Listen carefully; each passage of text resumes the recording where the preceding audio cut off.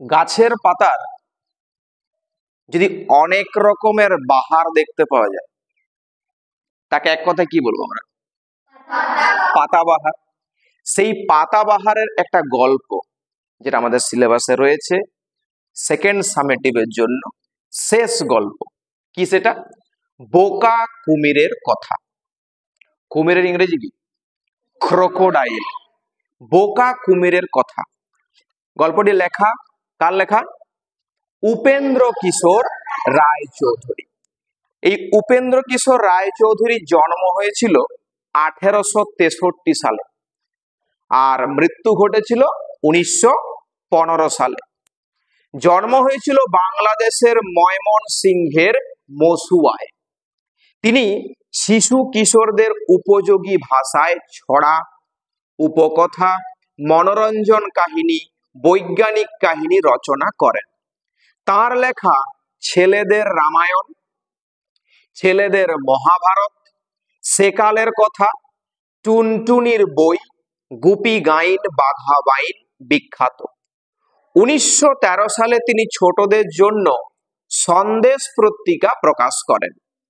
সঙ্গীত জগতে ও চিত্রবিদ্যাতেও তার কৃতিত্বের পরিচয় পাওয়া যায়।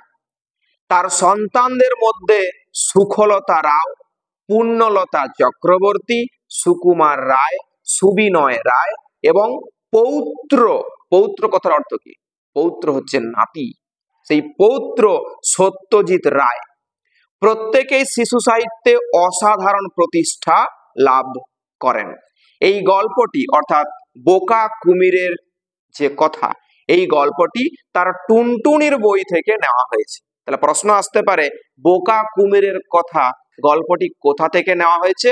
উত্তর আমরা লিখবো কি, যে টুনটুনির বই থেকে। অর্থাৎ কি, উপেন্দ্র কিশোর রায়চৌধুরীর লেখা টুনটুনির বই থেকে নেওয়া হয়েছে। দেখি আমাদের জন্য গল্পটাই কি বলা আছে, একটু লাইন বাই লাইন ভালো করে দেখে নি। তাহলে শুরু হচ্ছে বোকা কুমিরের কথা। উপেন্দ্র কিশোর রায়চৌধুরী। কুমির আর শিয়াল মিলে চাষ করতে গেল। চাষ মানুষরা করে এমনটা নয়, এই কুমিরও চাষ করে আর শিয়ালও চাষ করে। তাহলে কুমির আর শিয়াল মিলে চাষ করতে গেল। কিসের চাষ করবে ভাবতে তো হবে, চাষটা করার আগে তাকে পরিকল্পনা দরকার যে কিসের চাষ করবে। তাই বলছে কিসের চাষ করবে? আলুর চাষ। আলু হয় মাটির নিচে, আমরা জানি আলু হয় মাটির নিচে, তার গাছ থাকে মাটির উপরে। তাহলে আলু থাকে মাটির নিচে, গাছ থাকে মাটির উপরে, তা দিয়ে কোনো কাজ হয় না। আলুর গাছ দিয়ে কি কোনো কাজ হয়? আমাদের ওই গরুর ঘাটা করতে একটু লাগে, গরুর ঘাটাতে কিছু দেওয়া হয়, তাও বেশি পরিমাণে দেওয়া হয় না, কম, তাই খুব একটা কাজ কিন্তু নাই। তাহলে বলছে কি, যে তার গাছ থাকে মাটির উপরে, তা দিয়ে কোনো কাজ হয় না। বোকা কুমির সে কথা জানতো, কুমিরটা বোকা ছিল আর বোকা কুমির সেই কথাটা জানতো না। তাহলে প্রশ্ন যদি হয় বোকা কুমির কোন কথা জানতো না, উত্তর কি হবে, যে গাছ অর্থাৎ আলু গাছ, এর আলু থাকে মাটির তলায় আর গাছটা দিয়ে কোনো কাজ হয় না, এই কথাটা বোকা কুমির জানতো না। সে ভাবলে বুঝি আলু তার গাছের ফল। বোকা কুমির ভাবছে কি, আলুটা হচ্ছে গাছের ফল। অর্থাৎ কি, যেমন আম গাছ থেকে ঝুলে থাকে, লিচু গাছ থেকে ঝুলে থাকে, ঠিক তেমনি আলু হয়তো গাছ থেকে ঝুলে থাকবে। বোকা কুমির এটা ভাবতো, তাই বলছে সে ভাবলে বুঝি আলু তার গাছের ফল। তাই সে শিয়ালকে ঠকাবার জন্য বললে। শিয়ালকে ঠকাতে চাইছে। আমরা জানি ঠকানোটা উচিত নয় আমাদের।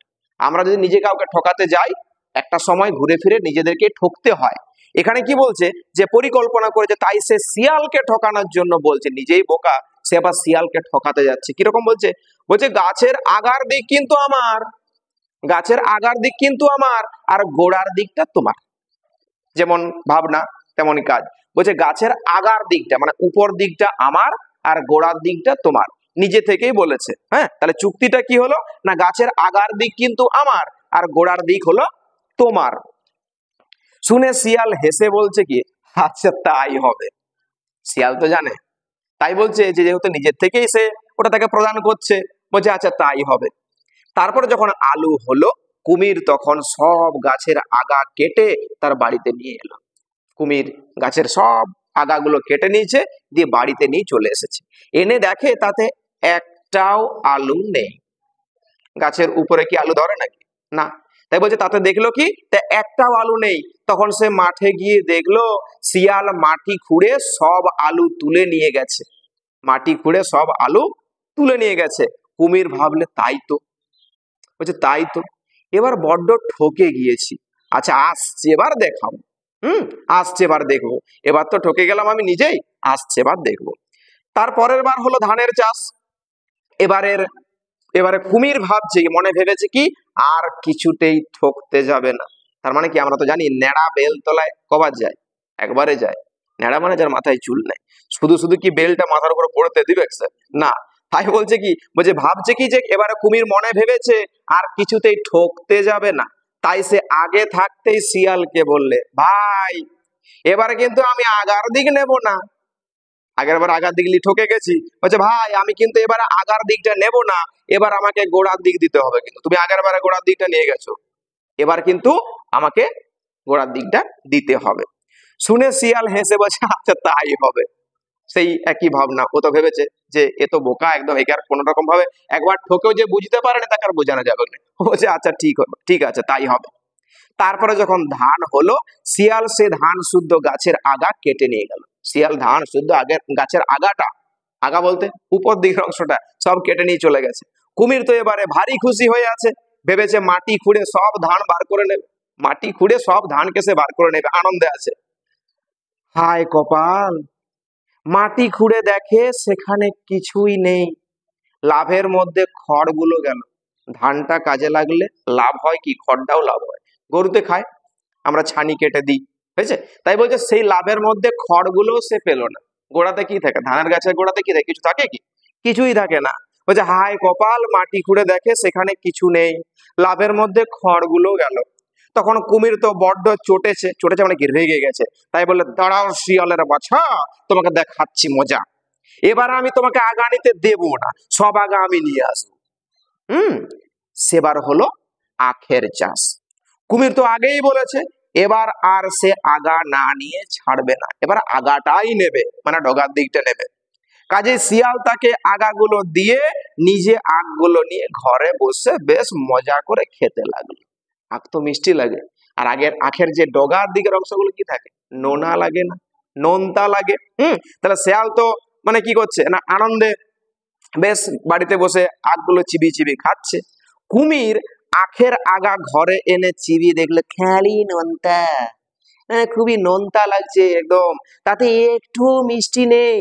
তখন সে রাগ করে আগাগুলো সব ফেলে দিয়ে শিয়ালকে বলল, না ভাই, তোমার সঙ্গে আর আমি চাষ করতে যাব না, তুমি আমাকে বড্ড ঠকাও। কিন্তু অ্যাকচুয়ালি ঠকালো কে? ঠকায়নি কেউ, নিজেই নিজের বোকামোকে কাজে লাগিয়ে নিজেই ঠকেছে। এর জন্য দায়ী কেউ বটে কি? না। তাহলে আমাদেরকে সচেতন ভাবে পথ চলতে হবে, অন্যকে ঠকাতে আমরা কোন রকম ভাবে যাব না, বা কাউকে মানে বিপদে ফেলার পরিকল্পনা করা কিন্তু উচিত নয়। কারোর জন্য গর্ত তাড়লে গর্তে নিজেকেই কিন্তু পড়তে হবে, মনে রাখা উচিত। তাই আমরা আমাদের কাজ করে যাব, অন্যকে বিপদে ফেলার কোনো চেষ্টা আমরা করব না, বা অন্যের যে আমাদের স্বভাব কাটি করা, সেই কাটিও আমরা কিন্তু করতে যাব না, যে যার নিজস্ব পথে চলবো। ঠিক আছে, ধন্যবাদ।